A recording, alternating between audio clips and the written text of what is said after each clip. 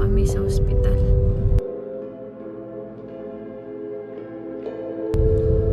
And para mapanatag na po tayong lahat.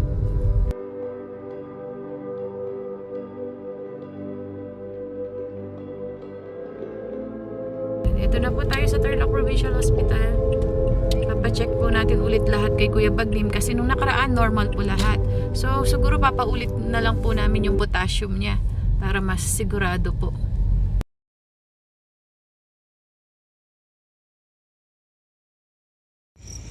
Time check. 1 AM na po ng gabi. Yan. So, hintayin po natin yung laboratory results po ulit ni Kuya Bagnim. Ang pinaulit natin ngayon ay mga electrolytes niya po. Yung sodium, potassium, tapos meron din pong BUN CREA. Ayan, pina-ECG po siya. So, hintayin po natin yung resulta po. Time check, 2:30 AM po ng umaga. Balikan natin si Kuya Bagnim. Pumunta lang po kami dito sa parking. Pinapauwi na po siya ni Doc. Kasi nga, normal po lahat ng laboratory ulit talaga ni Kuya Bagnim. For the second time po ha. Kailan yung last? June 4, di ba? 4. After 4 days, binalik po namin siya dito para pa-admit. Pero lahat po talaga normal po. Pati ECG po, normal po talaga lahat. Sabay yun yung nagpunta tayo sa JBL. Yun yung unang dinala siya dito. Tapos, dinischarge din siya dahil nga normal lahat.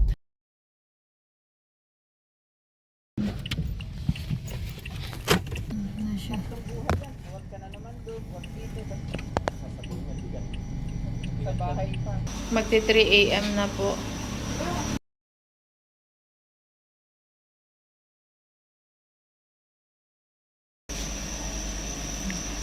Sa wakas, pwede na magpahinga Kuya Bagnim. Kumusta ka? Okay lang. Okay na? Oo. Katatapos niya lang mag-hamburger. Oo. Kumusta ka na ngayon? Okay lang. Okay lang. Tumuwid na yung salita mo, no? Oo. Oo. Sa mga nag-alala po kung anong nangyari kay Kuya Bagnim, hindi po siya stroke. Side effects po siya ng gamot. Kaya po dadalhin po sa TB dots. Ayan Kuya Bagnim, okay ka na. Napapanatag ka na. Hindi po yan stroke. Oo. Okay ka na. Ano masasabi niyo po? Maganda, mabuti. Maraming salamat sa Katikram, John and Jenica Vlog. Matulog na ba tayo dyan, Jenica? Kasi gabi na. Gabi na, no? Oo, Pwede na matulog? Umaga na. Ay, umaga na. 3 AM na Kuya Bagnim. 3 AM. 3 AM na. And normal po ang BP niya 120/90. Ano yung parang mga swero-swero?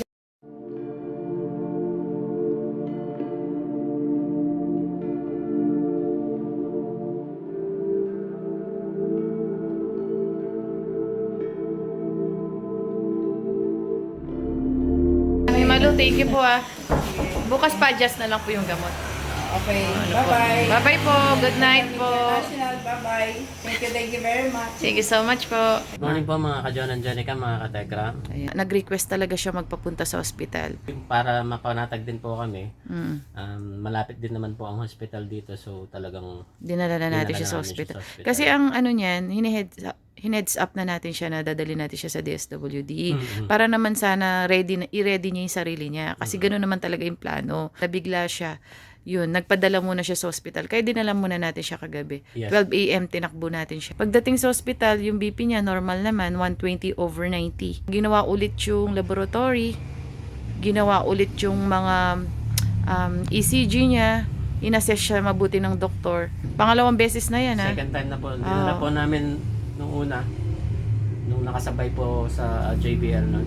Oo. Dinala siya ni Nanay Malu. Nanay Malu. Then second time po yung kagabi, yung 12 midnight na po. Oh, 12 midnight. Lahat po ng test na ginawa sa kanya, electrolytes po, ECG, assessment po ng doktor, normal po talaga lahat. At inabot na po kami ng 3 AM. 3 AM. Kaninang Yan. madaling araw. So, hindi siya candidate for admission. So, ayun. At meron po akong message din po si Ate Janet po para sa kanya. Siguro Doon mas natin, maigi oh, kung doon. basahin namin para sa kanya. Punta na lang natin Puntahan siya na po doon. namin siya doon. Oo. Sige po. Sige po. Let's go. Kuya Bagnim, kumusta ka? Kuya, pasok kami, no? Oh, ha? Ano yan? Pahingi. Pahingi ng Labandera. labandera? Oo.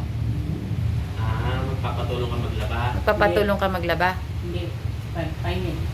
Anong pahingi? Ng Panglaba. panlaba, sabon. Oo. Ito meron ako bitbit. Meron ng bitbit si John. Nagdala kami ng powder sabon. Marunong ka na, malakas ka na kuya. Meron akong bitbit. Na Ulam. good. Ayan. Sabi ko magsayang ka diba para meron kang kanin. Ito yung ulam. Fish to.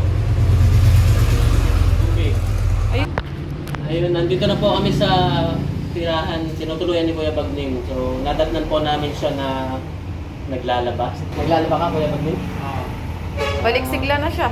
So, ayun po, mukhang okay na po yung kalagayan niya na pwede niya nang gawin yung mga gawain niya. Naglalaba ka kuya?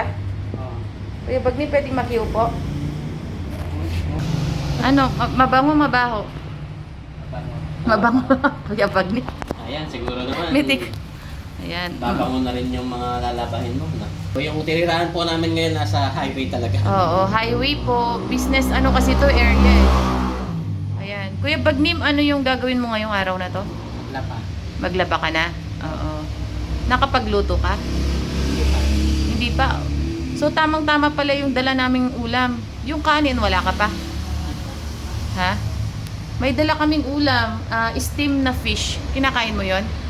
Oh, yun. Favorite ni Kuya Bagnim yung fish, di ba? Steam na fish. Yan. Alam mo ba, Kuya Bagnim, may message sa'yo si Ate Janet. Gusto mo bang mabasa? Maraming para sa'yo. Ay, ba't bigla ka umiyak, Kuya? Hindi mo inaasahan may message siya sa'yo?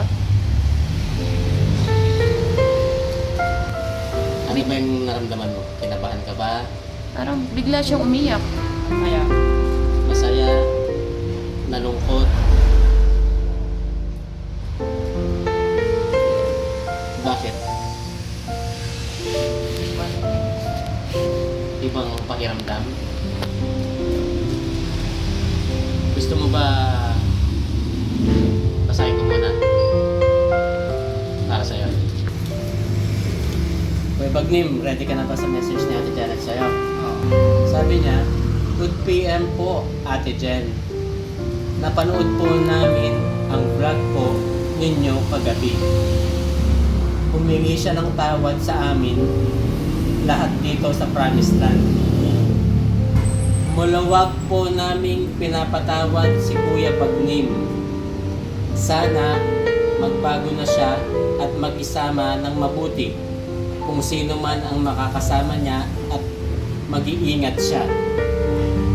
Ate, pakibasa na lang po niyo kay Kuya Bagnim itong message po namin. Salamat.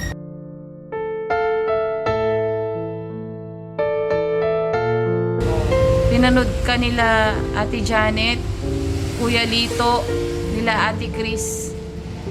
Sila lahat sa Promised Land.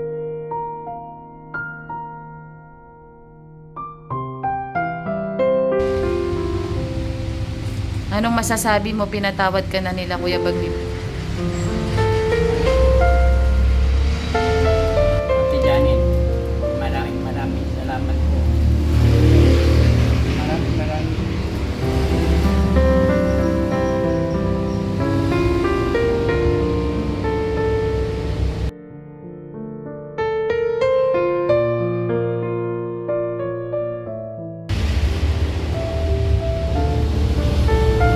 Matagal mo bang hiniling na patawarin ka ni Ate Janet?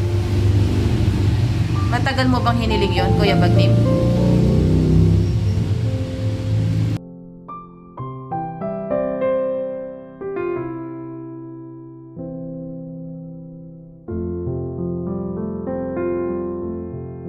Gagawin ko ng Janet.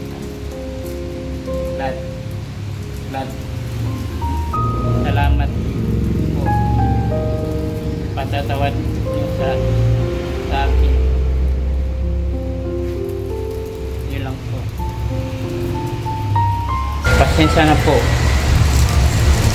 Sa Angel Clark, si Abby. Marami pang bata. Sorry. Lahat. Sorry. Walito, pasensya ka na akin po. Yung medyo matigas ang ulo ko. Pasensya na po.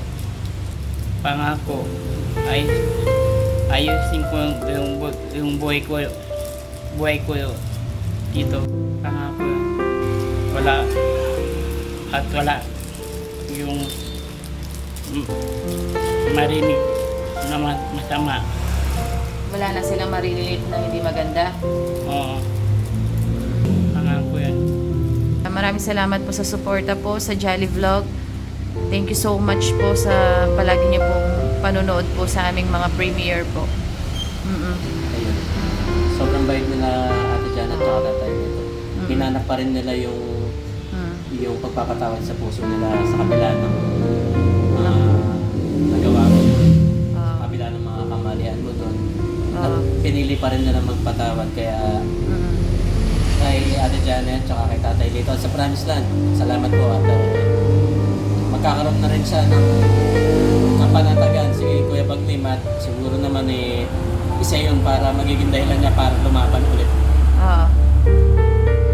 Masaya ka, Kuya Bagnim, naging panatag ang puso mo? Sa mga hindi naman natin hinihingi lahat matatanggap lahat yan. So soon siguro. Pero tingnan natin kahit pa paano makakapagbigay lakas yun kay Kuya Bagnim na magpatuloy ulit at magbago. No, Kuya Bagnim, nakita mo naman, normal yung BP mo. 100/90. At pakita natin yung resulta ng laboratory na nandito sa may folder po. Okay ka lang, Kuya Bagnim?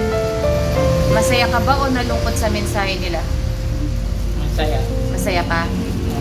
Makakapagtrabaho ka na ng maayos niyan? Ito po yung resulta po kagabi. Para pakita natin na po. Nung una po na dapat na ma-admit si Kuya Bagnim, pagdala sa kanya sa hospital, June 4 po yun. Ang kanyang chief complaint po is body weakness. So, nafe-feel niya po na magkakaroon po ng numbness sa kanyang mga lower extremities. At ang akala niya ay mild stroke po si Kuya Bagnim. Kaya dinala po siya sa hospital kasama po si Nanay Malu. And based po sa resulta ng ECG, ng kanyang CBC at iba pa pong mga lab test is normal po. Ngayon po, kagabi po, June 9, 12 a.m. ng gabi, dinala po siya ulit sa hospital at yung ECG niya, hindi na binigay sa atin, pero normal po ang resulta ng ECG. Normal rhythm po yung kanyang heart. And lumabas yung result niya around 2 a.m. Oo. Ito po yung CBC niya. Kung makikita nyo, normal po lahat. Yan. Yung hemoglobin, hematocrit, even yung WBC, wala pong infection. Yan po. Okay po siya lahat. Yan. Yung platelet, normal po. Ayan. So, next po, ayan naman po yung creatinine. So, kung mapapansin nyo, yung crea niya is slightly elevated. Gawa po nung gamot na tinitake niya sa anti-TB meds. So, ang sabi ng doktor dito, tubig lang po ang gamot dito sa creatinine niya po kasi hindi naman po siya ganun kataas. So normal po lahat yung blood test niya po. Wala pong nakitang abnormalities. Ayan. Ang ganda po ng BP ni Kuya Bagnim, 120/90, which is normal po kay Kuya Bagnim po yun. Dati nga 140/90 siya, di ba? So mas nag-normal pa po. At pagdating niya sa hospital nga kalmado nga siya kung kailan nasa hospital siya Kaya pala siya nakakaramdam ng pananakit sa joints. Dahil po pala sa anti-TB meds. Yun pala yun. Yun yung mga side effects ng anti-TB meds. So, yun, pinaalam na po natin sa TB Dots. Ituloy lang niya yung gamot niya. May mga oras lang na nararamdaman niya na nagmamanhid yung mga tuhod niya. na kumikirot po yung tuhod niya, tas minsan akala niya yung mata niya lumiliit. So, side effect po ng gamot yun. Pero wag daw po mag-alala, wala dapat alalahanin. Yun po yung makikita na common side effect po ng anti-TB meds po ni Kuya Bagnim. And kasi based po sa kanyang mga vital signs, normal naman po. So, mild side effects po ng gamot po niya yon. So, ngayon, anong pakiramdam mo, Kuya Bagnim? Wala kang mild stroke. Ang doktor na po mismo nagsabi na common side effects lang po na mararamdaman niyo po yun. Okay ka na? Oo. Ano, Kuya? Masaya. Masaya ka? Okay. Bakit po nag-utal-utal po ang pananalita niyo, Kuya Bagnim? Na-stress. Na-stress lang. Yung na-stress lang. Ano po? Stress lang ako. Siguro to. Na-stress ka? Oo. Pero ngayon, stress ka pa ba? Na-stress ka pa ba? Hindi. Napanatag ka na side effect ng gamot yon. Okay. So, ngayon po, dahil nga pinagkatiwala po siya sa atin ni Tatay Ram, si Kuya Bagnim po, hintayin po natin si Tatay Ram, naging busy lang po siya. So, pagdating po ni Tatay Ram, Pero po, don't worry po sa mga ka-John Angelica at Tekram. Na-update po namin araw-araw si Tatay Ram sa mga kaganapan dito. alam po ni Tatay Ram yung mga nangyayari kay Kuya Bagnim po. At abangan nyo po, may vlog din po kay Kuya Bagnim sa pagdalaw po ni Tatay Ram. Abangan nyo po yung sagot po ni Tatay Ram. Sige. Yan. At least si Kuya Bagnim, aware na siya kung anong pwedeng mangyari sa kanya ngayong mga susunod na araw po. Ano po? So, Kuya Bagnim, kain ka na muna. Bago ka maglaba. May kanin ka na ba? Wala pa, no? Wala pa. Sige, ano muna natin. Kasi napuyat, 3 a.m. tayo nakauwi kagabi. Kaya late na rin na nagising. Sige, tulungan muna natin siya para makapagsimula na siya. Kasi nagsimula na siyang bumangon sa sarili niya eh. Patay ko lang din ako kay Nanay Mano kasi Oo. kagabi umabot kami ng madaling araw tayo, no? Nandun pa rin siya, hindi siya Oo nga eh. umuwi. Thank you po kay Nanay Malu. Sumabay talaga siya. Kasi willing na daw po niyang gawin yon. At actually, nag-call siya sa akin na willing niyang tulungan si Kuya Bagnim talaga. Ayun, syempre alangan naman kahit papaano bigyan natin siya ng pakonsuelo din, 'di ba? Thank you so much po Nanay Malu sa pag-intindi niyo rin po sa kay Kuya Bagnim. Though, Saan ako daling yung Ate Malu. saan po kayo dadalhin ni Ate Malu? Oo. Ba't niya po kayo dadalhin? Hindi ko alam yung sinabi mo. Sa TB Dots, Kuya. I-update lang niya sana, Kuya, yung gamot, nakaramdam ka ng side effects. So, kailangan po kasi ma-update yung TB Dots na nagkaroon kayo ng side effects sa gamot po. Ayun na nga po. Itutuloy lang po yung gamot. Uminom lang po kayo ng maraming tubig po. Kasi expect nyo po yung color na po ng urine nyo, color orange, yung pawis nyo. Uminom ka na ng maraming tubig at saka mag B-complex ka. Okay? Kasi yung B-complex mo, dapat 30 days yun. Ituloy lang yung pagpunta sa akin DSWD.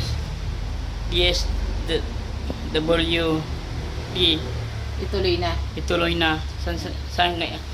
Saan kayo masaya?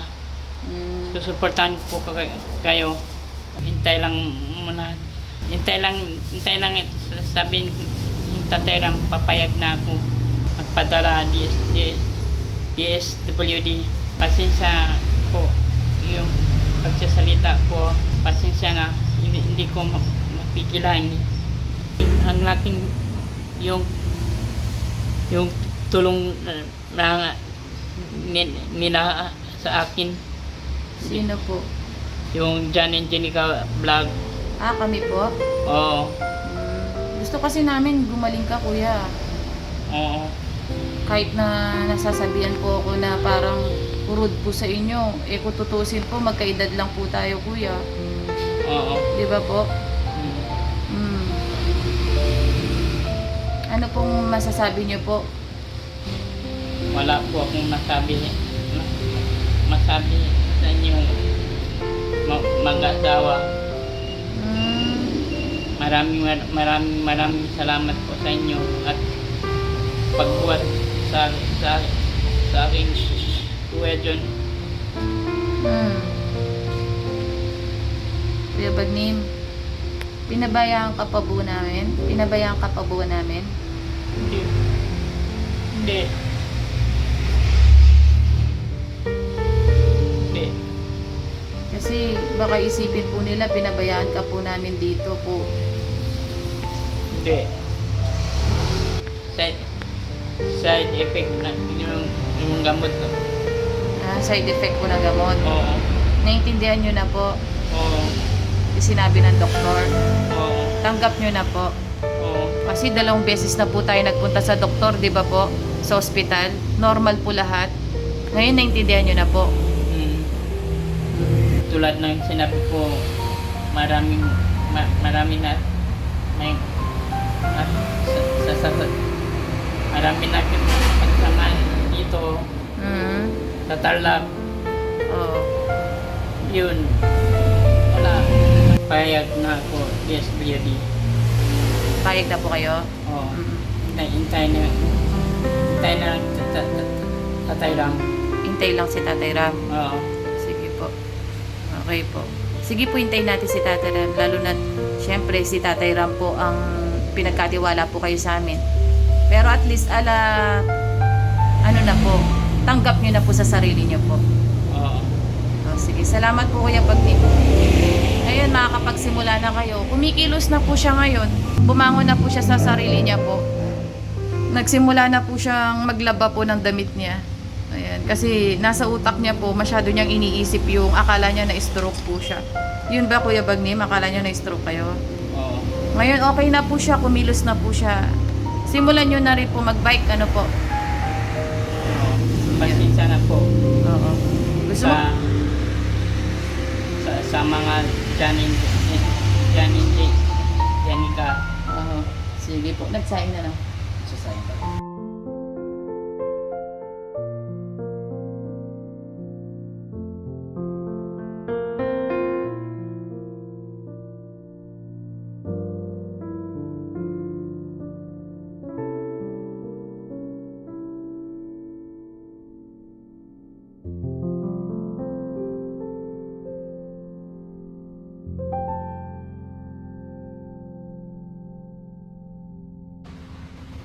Ayos na. Ayos ka na? Hmm. May pangingirot pa ba, pamamanhid? Wala.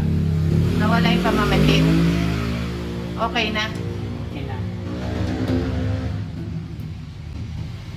Ayan na po si Kuya Bagnim, bumalik na po siya sa dati. Simula na nalaman niya po na side effect po ng gamot niya po yun. Sa